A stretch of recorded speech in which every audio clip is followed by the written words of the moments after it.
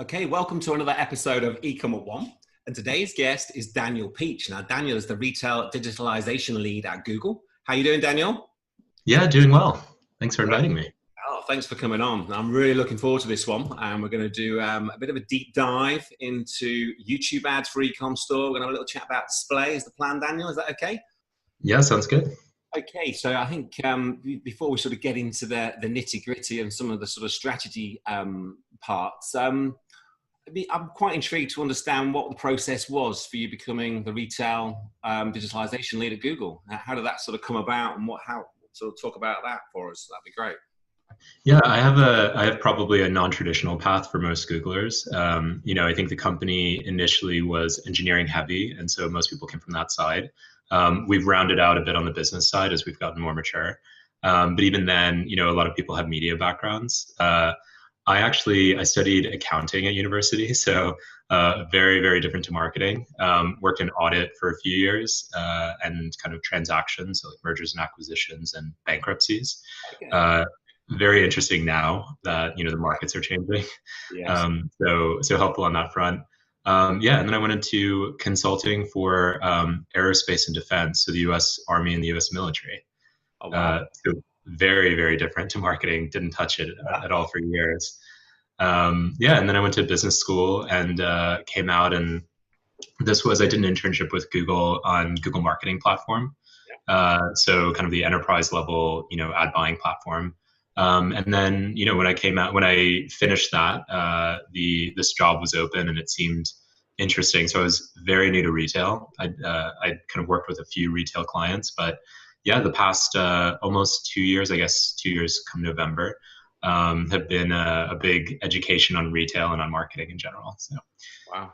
Okay. So from accountancy to aerospace to marketing to specifically retail, sort of leading up the retail side of Google. Wow, that's quite Yeah, somehow. fantastic. So I think obviously Google Ads and the different aspects of Google Ads, the different sort of platforms and areas.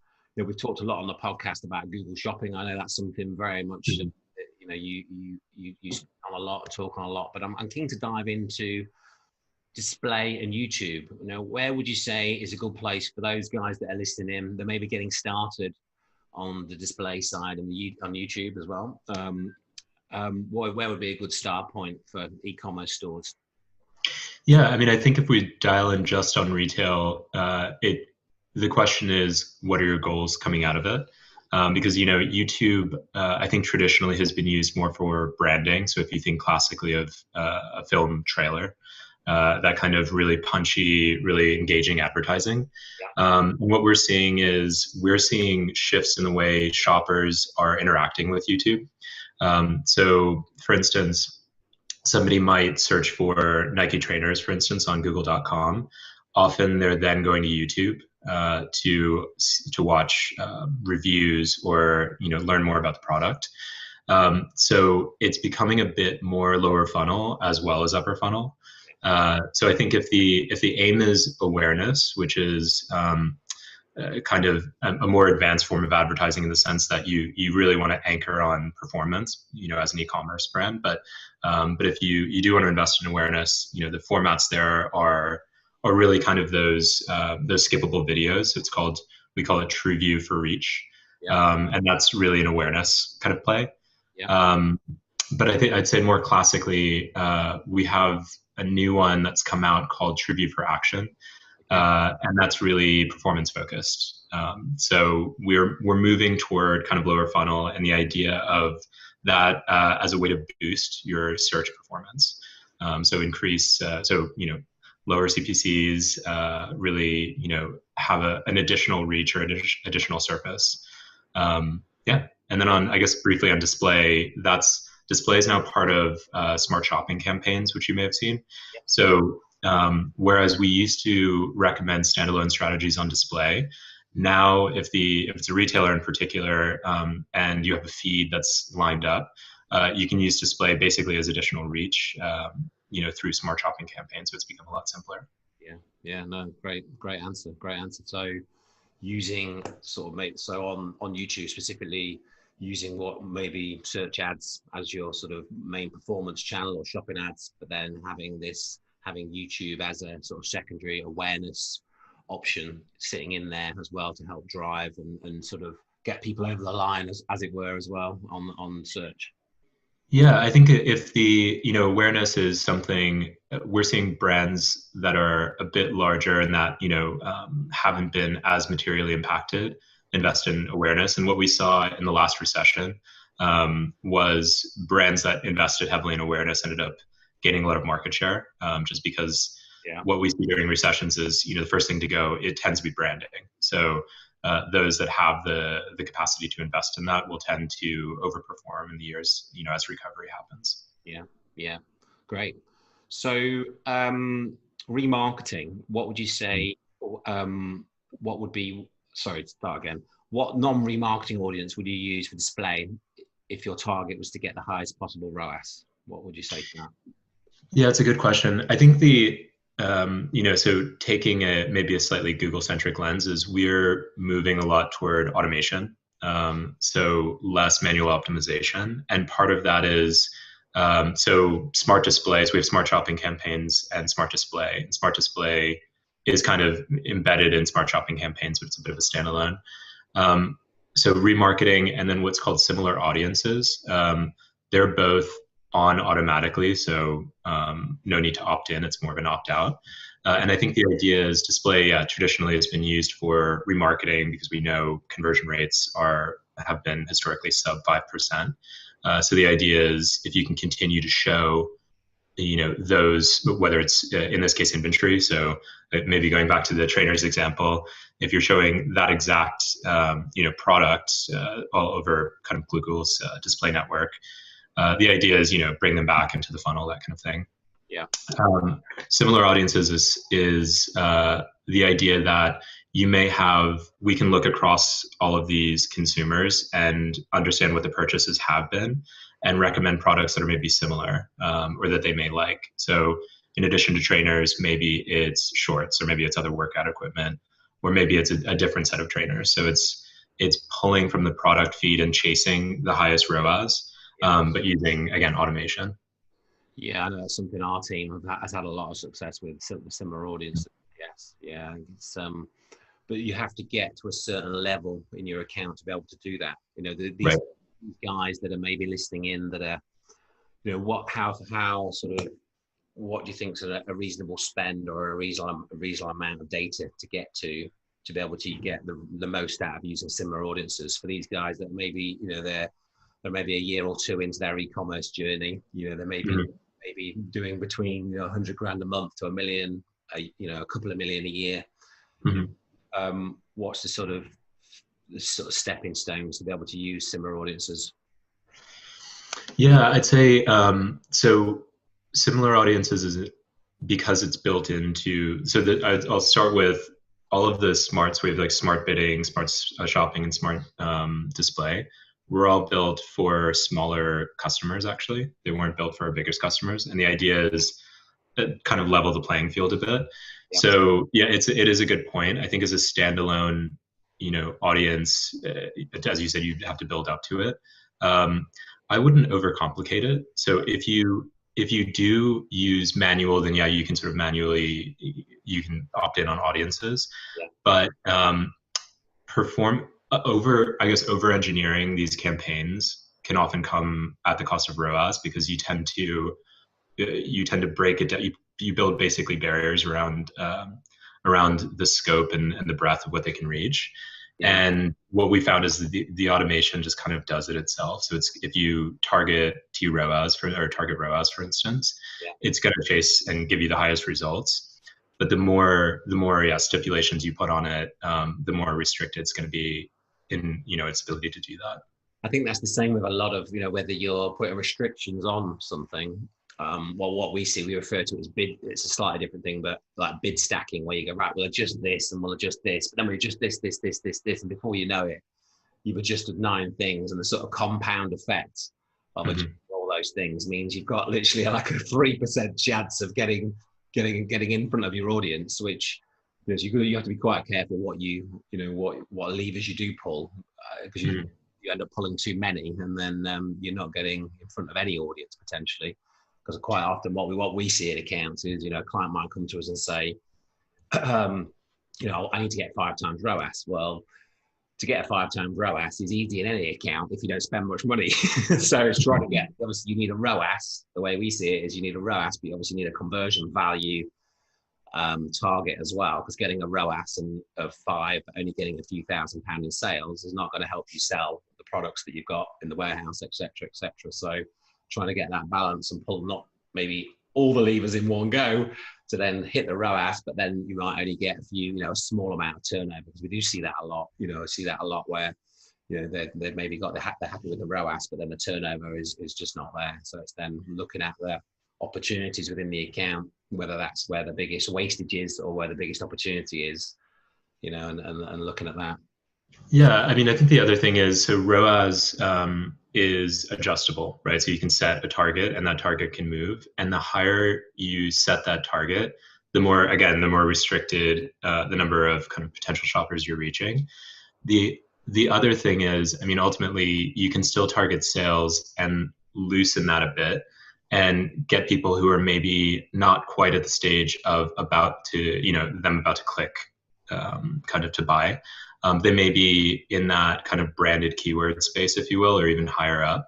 So you can reach them earlier in the funnel and still target sales, but try to broaden your audience a bit. Because I guess the other thing is sort of how well do you know your audience? I think a lot of e-commerce brands do know their audience, but it's impossible to find that exactly in, given digital advertising. So ultimately, it's going to search for people you may not have realized, maybe tuned into your brand and may be willing to buy.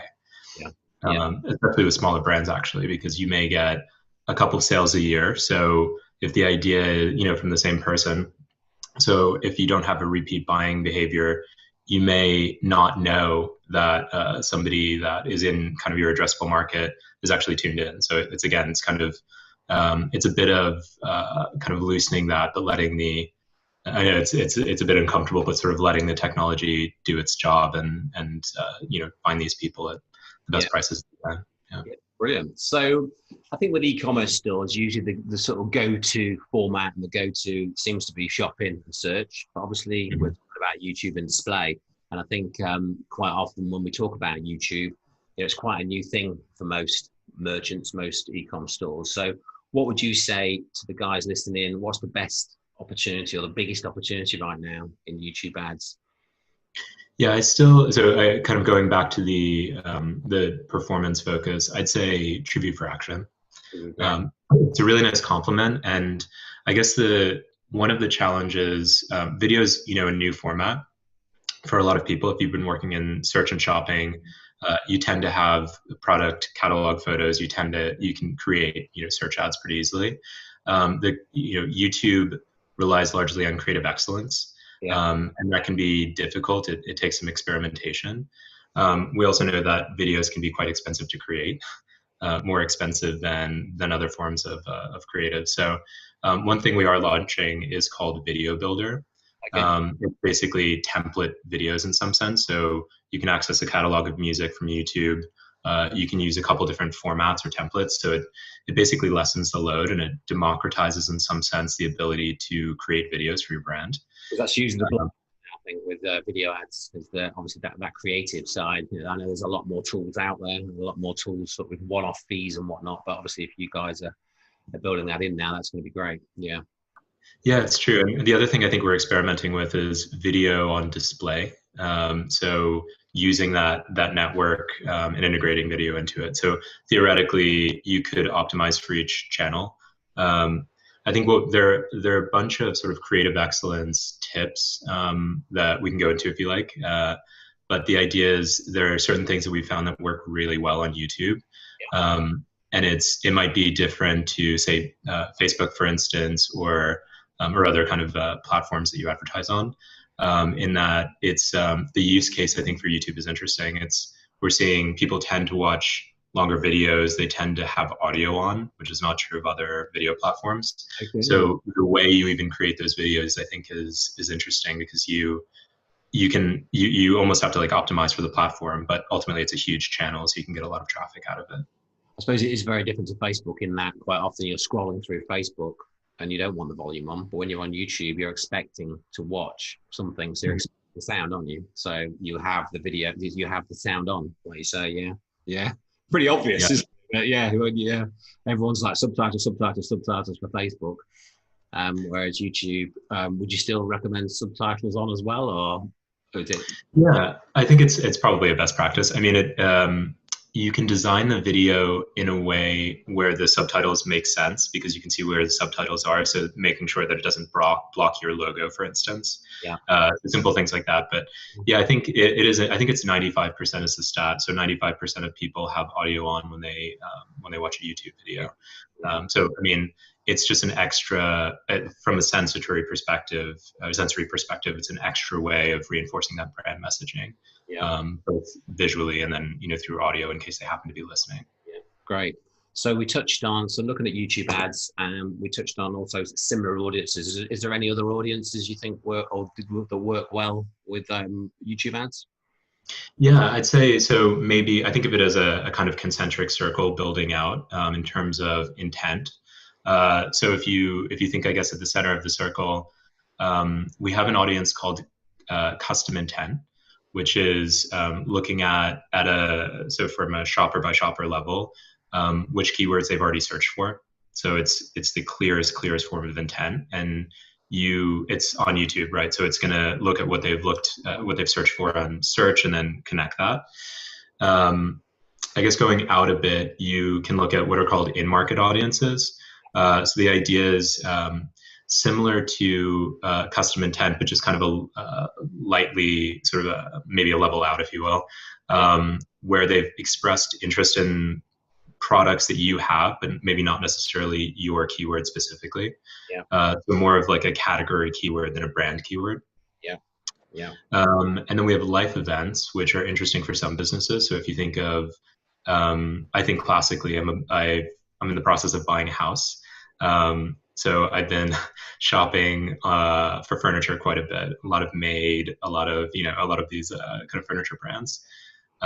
So I am like at the perfect moment for home moves. But the same is true of maybe marriage, of weddings, of that kind of thing. So you're seeing a lot of products that you didn't think you needed, and now that you're now about to purchase lots of things that weren't on the list initially for the house move. Oh yeah. Well, it's interesting too because when you work in marketing, you're acutely aware of how you're being marketed to. So across Instagram and Facebook and Google and everywhere, I'm seeing a lot of furniture. So I can appreciate it. Yeah. It's been quite a bumper category, hasn't it? Or vertical in this last 3 or 4 months. The whole DIY house, garden, obviously, huge things. And we'll come to that towards the end. I think it'd be good to look at some of the specifics on that. So going back to the creatives, I think that's where I think quite often when we look at accounts and we look at agencies that have looked at accounts and worked on ad accounts, you've got this sort of the mechanical, the sort of numbers side, and then you've got this creative side, and they're two very different skills. Very rarely you get the same person that can get an A-star on both sides. So it's quite often having that team within an agency that can work on both sides. But what sort of tips would you give on the creative? What sort of things? I know you've given a few already, but is there anything specifically, anything else that you would give that will help our listeners to stand out in their creative on display on YouTube? Yeah, we so more for YouTube, but I would say we use this framework. I was in consulting, so I love frameworks, called ABCD. So if I'm remembering correctly, it's attract, brand, connect, and direct. So attract would be kind of appropriately framing in a tight frame. You'll see this actually in Google's advertising. So if you've ever seen a Google ad, they're very visually appealing, and they usually have a very tight shot because you can get distracted if it's kind of a wider shot and there are too many things to pay attention to. there's particularly for YouTube, the first 5 seconds, we know that we have the audience for at least 5 seconds, just given kind of dynamics. So having a couple shots in rapid succession really brings the audience in the first place, and may, encourage them to watch even longer. Yeah. There are, by the way, formats that target different lengths, so you can kind of select, it's like 5 seconds or 6 seconds, 15 seconds, etc. So you can go for shorter or longer formats, but yeah, the first 5 seconds are obviously the most compelling, and you want to kind of hook. And then interestingly, humans on the front end really resonate. So if you think of the classic one, I think is beauty products, where you obviously want to see that with a human or on a human, because it's a very human-centric product. But even things like maybe cell phones, which are more traditionally kind of techie, and you may see in isolation, it's still humans. I think there's just an instinctive response that we have. Seeing people with the product or in the ad, is products on their own is what you're saying. Yeah. So on branding, I think the logo is really important, because you may have full attention and you may have partial attention. So you really want to make sure the logo is there throughout. So this would be both visually and then auditorially, or I'm not sure what the word is, but anyway. Yeah. So yeah, I'm blanking, but anyway, yeah. Audio, yeah. But so having the logo present really in the first 5 seconds, because again, that's the hook. So if they happen to, our videos, we have skippable and non-skippable ads, but most people will go with skippable ads. So if the idea is that they could skip it, you want to at least get them to see the logo. So then it operates as maybe a slightly better version of a display ad at that point. More engaging, and you've got audio, but that way you guarantee that at least they see kind of the equivalent of the ad in the first, before they skip. I think in general, the more creative elements on the connection, that's, agencies are really good at this piece, finding the right hook. So depending on your brand, it may be humor, it may be an emotional connection, it may be something really thought-provoking. It's really contextual. And just having a clear call to action at the end of it. Or during, right? So I saw an example the other day. It might have been EasyJet. I can't quite remember. Ad recall is, important, but it was an instance where they showed prices. They sort of flashed prices up for different destinations. So Tenerife, 40 pounds or something. And really, that in and of itself acts as a call to action, because you think, oh, right, it's that price, I should jump on that. So no, that's fantastic. That was a real quick fire round there. Lots of great stuff there.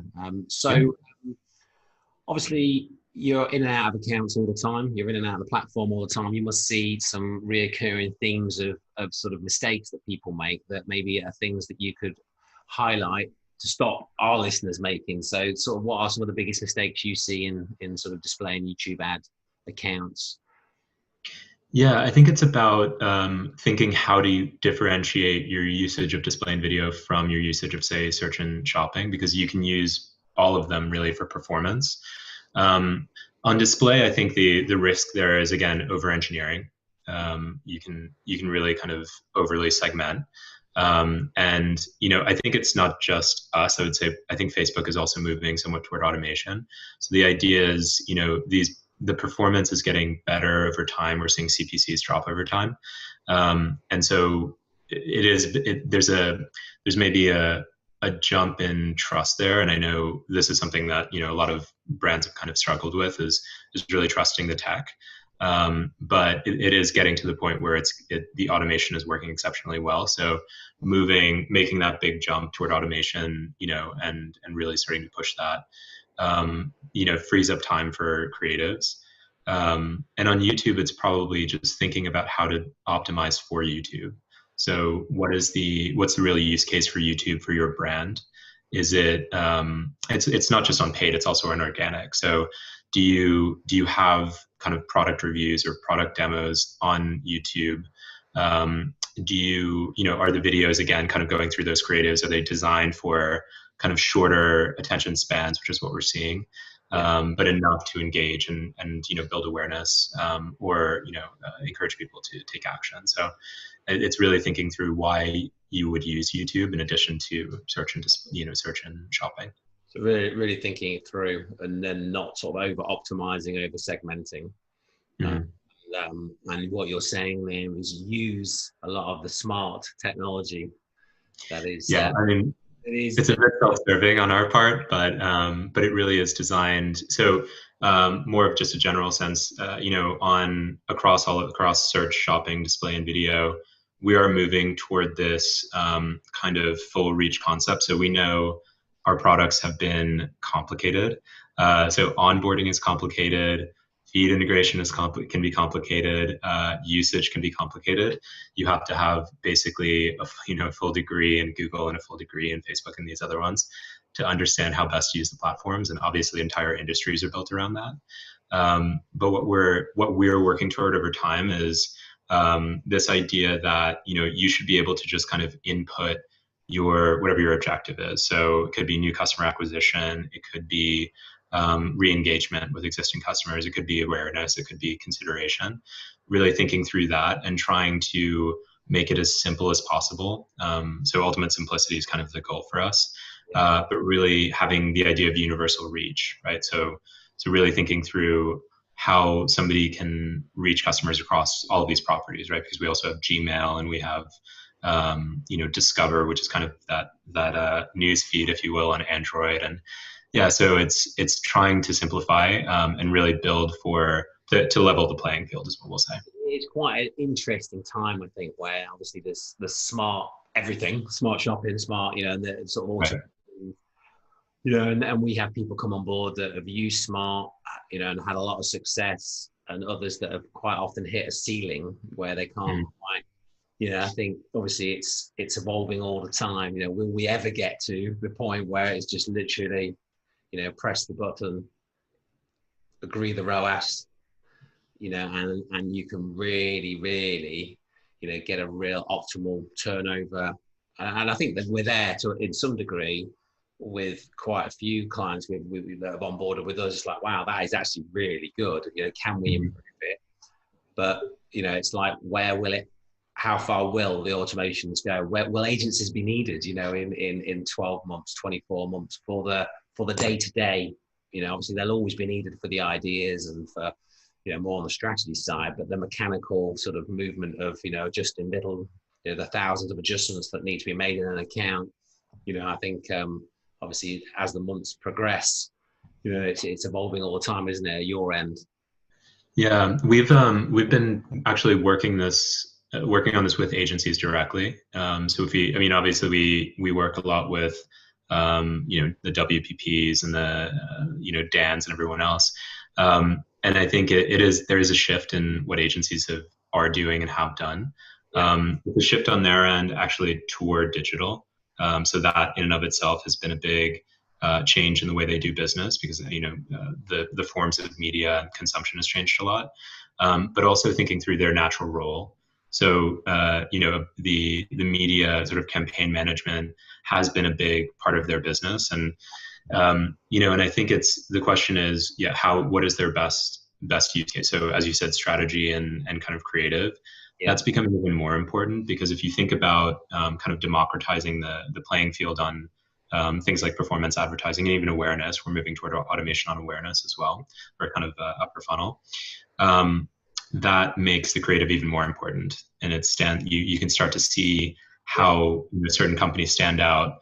It's more obvious on things like display and video, but it's equally important on text, because if you have really compelling keywords or taglines or whatever it is, you'll see the changes in performance over time. And agencies, I think, are much better equipped than, obviously that's not our business, but also customers themselves. It's that years of experience that's built up that I think agencies really excel at, understanding what works best. Interesting time, isn't it? I think that's probably about 4 years ago. I think from our standpoint in the agencies, we went really full in on using automation and building out different automation suites, different automation scripts and You know, I think we have about 30 now that we focus on. You know, obviously that's not using smart shopping, that's using our own, you know, our own scripts that we work with primarily.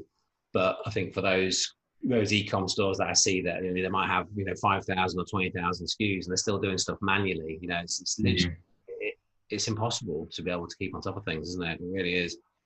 Yeah, I guess the other point is, you know, I focus just on Google, but we're not the only advertising, you know, platform. So the other piece of it where I think agencies are doing really well and are investing is media mix modeling, right? So looking at their new advertising, you know, Amazon didn't really have much of an advertising business a couple of years ago, and suddenly it's, you know, it's a juggernaut. It's growing really quickly on things like sponsored product ads. So so you can really see, you know, there are different use cases, and we know that some customers do really well on Facebook, on Instagram.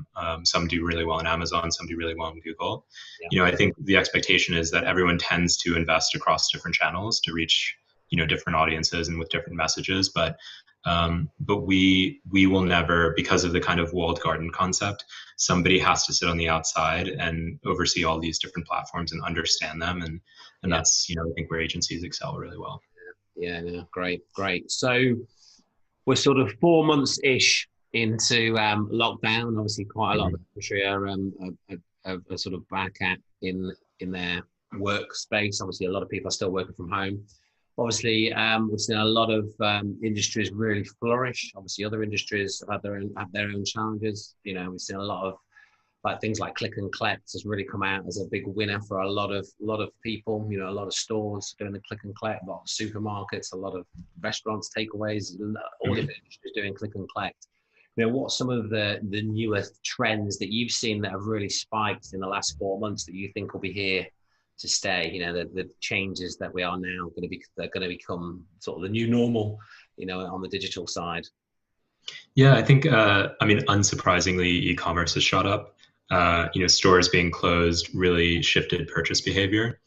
So the most obvious one is groceries. You know, a lot of people have started, you know, kind of downloading apps. So in the UK, it's Ocado. It's, you know, trying to think of some of the other ones. It's probably, you know, Amazon, actually, a few of the, you know, a few other grocery delivery brands. And so that's been the most obvious one. But we've seen from a category level, an interesting kind of a pull forward, if you will, of home and garden. So as you said, DIY projects, but also outfitting the home office, outfitting the home gym. You know, there's been a pull forward on that.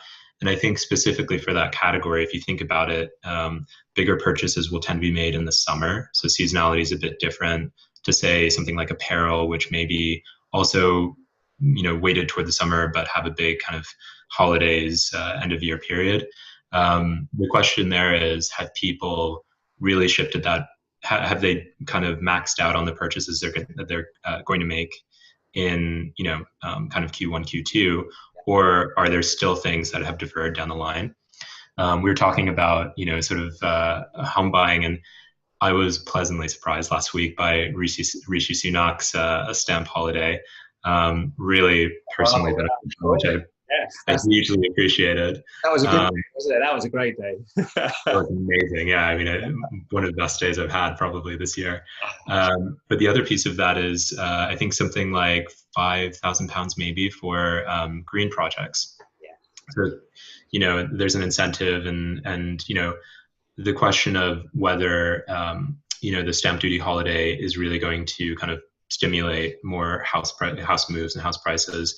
We may see activity in home garden still.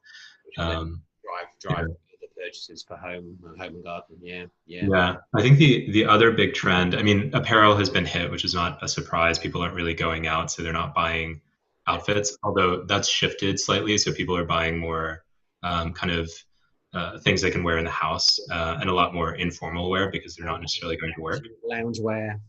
Yeah, exactly. Fitness clothing's been strong, I think, hasn't it? Has it?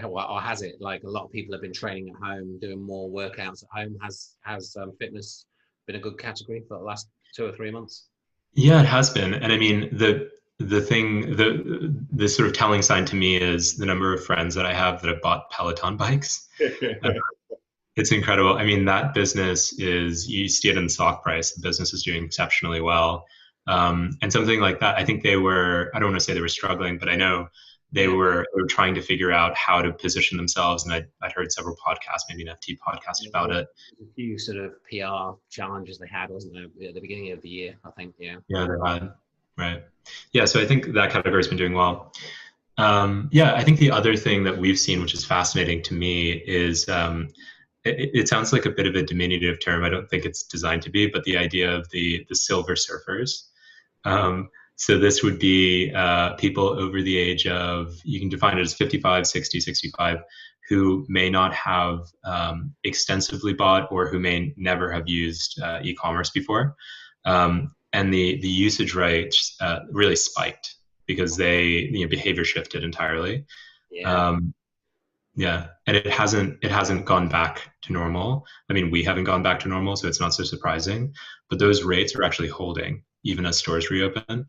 Yeah, so then a lot of those are probably using it for the first time, or are more hesitant prior to lockdown to use it, whereas now not a lot of option, and now they've crossed the line. It's like, oh, actually, it's not that bad. Yeah. That's great though, isn't it? That is really good that out of this sort of 3-4 months and moving forward, sort of that generation are going to use the internet more and have now almost been forced to use it and purchase more. And I mean, when you mentioned some of those brands you mentioned, look at sort of the stock values of some of those brands. I mean, like you meant like eCommerce, Shopify, for example. I mean, that their stock, I think it's on like, from sort of mid-March, it's about 3x now, 300%. Yeah. It's just crazy. And then obviously the amount of people then that have then gone on to, I think they were giving away 6 months of, 6-month trial of Shopify. So then the amount of people that may have had their retail store that they've had to then close in the short term have then popped up with their e-com equivalent. It's just giving a lot of opportunity out there as well amongst all the sort of craziness. There's definitely verticals and industries that have really, really adapted well. Great. Yeah, there's a lot of headroom there. I think one stat I saw, I think it's 52% of UK small and medium-sized businesses sell online. So if you think about that, I mean, granted, you might have a pub, for instance, which is not likely to sell online. It's a very service-based business. But if you think about a lot of stores that just have never, maybe don't have the time or the capacity or the kind of baseline understanding of how to build out a website and how to create that channel, now is the best opportunity to do it. And services like Magento and Shopify and BigCommerce have made it a lot easier. They certainly have. Yeah. So I'm question, Daniel. I like to always end with a book recommendation. Do you have a book that you would recommend to our listeners? Yeah, I'm toggling between two right now, actually. So I tend to, get a little bit bored, so I go back and forth. It's funny, it's been around for a while, but I've been reading Homo Deus, which is the sequel to Sapiens. Really good book, really thought-provoking, and it kind of looks at from the agricultural revolution on how humans have evolved and what the future looks like, which is the idea that humans over time will seek longevity. So what does that look like? Does a human living 150 years or 200 years, what kind of impact does that have on society and on our infrastructure and that kind of thing? Oh wow, that sounds very interesting. Interesting. That'll be straight on the Amazon checkout after this. Yeah, it's good. It's on there. The other one that I've been reading, which is a bit more topical now, is called "Why No Longer Talk to White People About Race." So this is a book. It's an author from the UK, and so it's whereas I think a lot of kind of Black history is centered and anchored on the US and Martin Luther King and Malcolm X and all of that. This is really squarely focused on the UK. So it's been a nice education in the experience of Black people living in the UK, and something I'd recommend. We've got 2 recommendations there. Fantastic. Yeah, highly encourage you. Yeah. Oh, that's great. So for the guys listening in, if they want to connect with you, Daniel, what's the best place to sort of connect with you directly? Yeah, I'd say LinkedIn. I tend to monitor it pretty closely. I think it's linkedin.com/Daniel Peach. But either way, you can find me on there. Yeah. So yeah, by all means, I'd love to connect. We'll link it up in the show notes. So this podcast will go live in a couple of weeks, and then there'll be a full transcription on the podcast, and then we'll link up the books and your LinkedIn profile as well. Well, thank you very much, Daniel, for coming on the podcast. It's been an absolute pleasure.